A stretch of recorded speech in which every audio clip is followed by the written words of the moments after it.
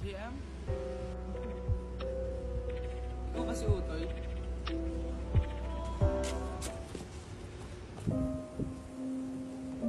Ako to si Buboy. Sorry. Hindi ako nakapagpaalam sa'yo. Sorry. Miss na kita.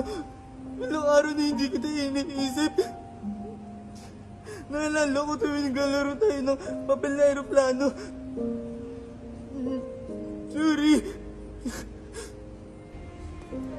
Buboy, ikaw pala yan. Sorry.